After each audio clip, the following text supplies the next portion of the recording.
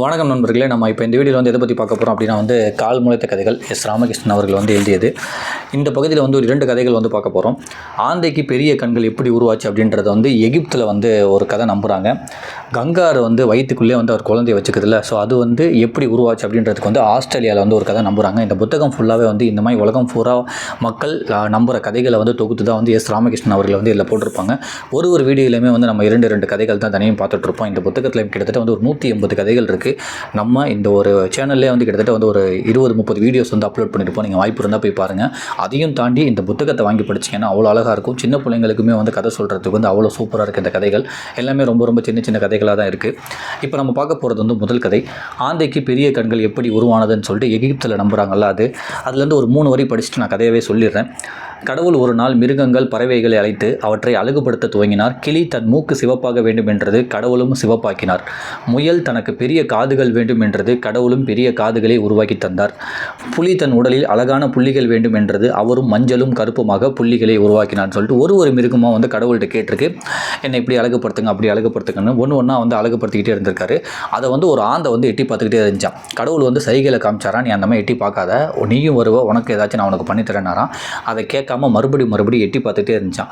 கடைசியாக அதை அலங்காரம் பண்ணிக்கிறதுக்காக ஆந்தை வந்துச்சான் கடவுள்கிட்ட, எனக்கு ஏதாச்சும் ஒன்று பண்ணி கொடுக்குன்னு கேட்கறதுக்கு முன்னாடி, நான் உன்னை நிறையா வாட்டி சொல்லியிருக்கேன் இப்படி எட்டி பார்க்காதன்னு, அடுத்தவங்கள்ட்ட பேசுகிறத நீ எதுக்கு எட்டி பார்க்குற, அதனால் உன்னோட கண்ணை பெருசாக்கிடுறேன், அதுமாதிரி உனக்கு இனிமேல் பகலில் நீ யாரையுமே பார்க்கவே முடியாது, நீ இப்படி எட்டி பார்த்துக்கிட்டே இருக்கில்ல, அதனால் பகலில் நீ யாரையுமே பார்க்கவே முடியாது, உன் கண்ணையும் நான் பெருசாக்கி கொடுத்துட்றேன், நீ நைட்டில் மட்டும்தான் பார்க்க முடியும், உன் கண்ணும் பெருசாக இருக்கும், ஈஸியாக எல்லாம் கண்டுபிடிச்சிருவாங்க நீ யாரை பார்க்குறேன்னு அப்படின்றதுக்காக தான் காந்திக்கு பகலில் கண்ணு தெரியலையா, அதோட கண்ணுமே பெருசாக இருக்கான். கடவுள் கோபமாகி இப்படி பண்ணிட்டாருன்னு சொல்லிட்டு தான் எகிப்தில் இந்த கதையை நம்புகிறாங்களாம். அதோட லாஸ்ட் வரிகளை மட்டும் நான் படிச்சிடுறேன்.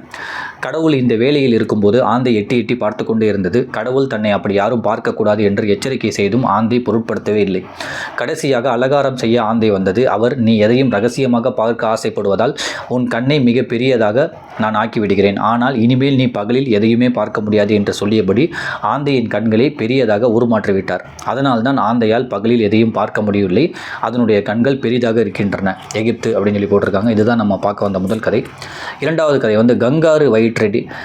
கங்காரு வயிற்றின் அடியில் பை எப்படி வந்தது அப்படின்னு சொல்கிறது ஒரு கதை. அக்காலத்தில் கங்காருகளும் மற்ற மிருகங்களைப் போலவே தன் குட்டியை தன் கூடவே கூட்டிக் கொண்டு போயின. ஒரு நாள் ஒரு கங்காரு புல்வெளியின் தன் குட்டியோடு மேய்ந்து கொண்டிருந்தது.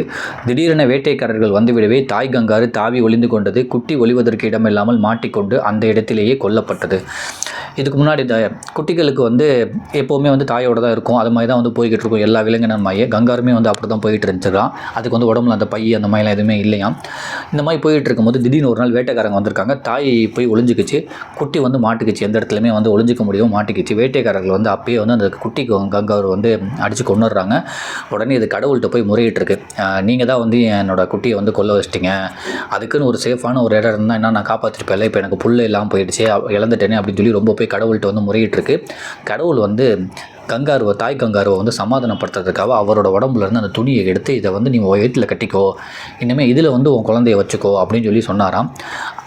அந்த ஒரு துணியை வயிற்றில் கட்டினோடனே 4 போக்கில் அதுவே அதோட உடம்புல ஒரு பெரிய பை மாதிரி உருவாகிருச்சான். கங்காருமே கங்காரு குட்டிகளை அதோட பைக்குள்ளே வச்சுக்க ஆரம்பிச்சிச்சான். இப்படி தான் கங்காருக்கு அந்த பை வந்துச்சு, கடவுள் தான் கொடுத்தாரு, கடவுள்கிட்ட போய் முறையிட்டனால அப்படின்னு சொல்லிட்டு ஆஸ்திரேலியாவில் இந்த கதையை நம்புகிறாங்களாம். தாய் கங்காரு கண்ணீர் விட்டு அழுதபடியே தன் குட்டியை இழந்ததற்கு கடவுள்தான் காரணம் என்று கத்தியது.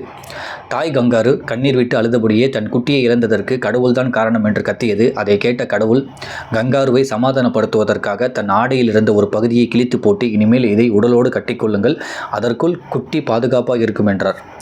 கங்காரு அந்த துணியை கட்டியதும் அது உடலோடு சேர்ந்து பை போலாகிவிட்டது. அந்த பைக்குள் தான் இன்றும் கங்காரு தன்னுடைய குட்டிகளை பாதுகாப்பாக ஒளித்து வைக்கின்றன. ஆஸ்திரேலியான்னு சொல்லிட்டு இந்த 2 கதைகள் தான் நம்ம இதில் பார்க்க வந்தோம். ஸோ நம்ம அடுத்த வீடியோவில் அடுத்த 2 கதைகள் பார்ப்போம். அது என்னன்னா நாய்கள் ஏன் ஒன்றோடு ஒன்றாக சண்டையிடுகின்றன அப்படின்னு சொல்லிட்டு செர்பியாவில் அந்த கதையை நம்புகிறாங்க. அடுத்து நதிகள் எப்படி உருவாச்சுன்றதுக்கு உரியாவில் ஒரு கதையை நம்புகிறாங்க. இந்த 2 கதைகள் நம்ம அடுத்தடுத்த வீடியோகள் பார்ப்போம். நீங்கள் டைம் ஒதுக்கி இந்த புத்தகத்தை வாங்கி படிங்க. தேசாந்திரி பதிப்பு வெளியிட்டிருக்காங்க. ஒரு 100 பக்கங்கள். இதோட விலை ஒரு ₹100. அதோட முன்னுரையுமே என்ன போட்டிருப்பாங்கன்னா, இயற்கை குறித்த அறிதலை முன்வைத்து உலகெங்கும் சொல்லப்பட்டு வரும் வாய்மொழி கதைகளின் தொகுப்பு தான் இந்த புத்தகம். உலகம் தோன்றியது எவ்வாறு என்பதில் துவங்கி மனிதர்களுக்கு ஏன் சிறகுகள் இல்லை என்பது வரை பல்வகைப்பட்ட கதைகள் இதில் அடங்கியுள்ளன. உலகை புரிந்து கொள்ள கதைகளே எளிய வழி என்கிறது இந்த தொகுப்பு அப்படின்னு சொல்லிட்டு இந்த புத்தகத்தோட முன்னுரை வந்து போட்டிருக்காங்க. டைம் இருந்தால் நேரம் ஒதுக்கி வாங்கி படிங்க. நன்றி.